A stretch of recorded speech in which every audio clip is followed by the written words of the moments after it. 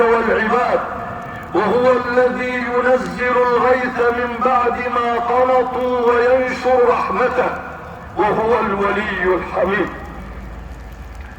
معاشر الأحبة، إن تأخر نزول المطر من أعظم المصائب، لأنها لا تؤذي البشر فحسب، وإنما تؤذي كل ما يدب على وجه هذه الأرض. وما أصابكم من مصيبة فبما كسبت أيديكم ويعفو عن كثير. فلذلك ابن آدم حين يذنب وحين يعصي عليه أن يتفكر جيدا أنه لا يؤذي نفسه فحسب، وإنما يؤذي هوام ودواب الأرض جميعا. وكل إنسان يظلم في دنيا اليوم لا بد يعلم أن ظلمه يتعداه إلى غيره من المخلوقات. قال أحدهم لسيدنا أبي هريرة رضي الله عنه وأرضاه: إن الظالم لا يؤذي بظلمه إلا نفسه. قال: كذبت.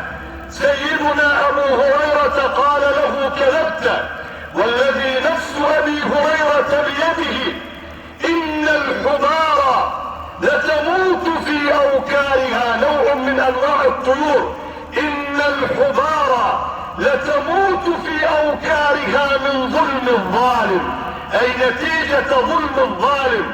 يقول قتادة رضي الله عنه: إن هوام الأرض، إن دواب الأرض لتدعو على عصاة بني آدم إذا مسك القطر في السماء، أي إذا مسك المطر دواب الأرض تدعو على العصاة من الناس الذين يعصون الله سبحانه وتعالى. ونبينا المصطفى صلى الله عليه وسلم يقول: وما منعوا زكاة أموالهم إلا ومنعوا القطر من السماء ولولا البهائم لم يمطروا، ولولا البهائم لم يمطروا. أرجو الله سبحانه وتعالى أن يغيث البلاد والعباد، وأن يفرج كربنا، وأن يفرج كرب المزارعين وكرب أصحاب المواشي. فيا أخوان، كم من المساحات الشاسعة من المزروعات، الأراضي المزروعة هلكت، وكم من المواشي تهلك، كل ذلك لأن السماء لم تمطر.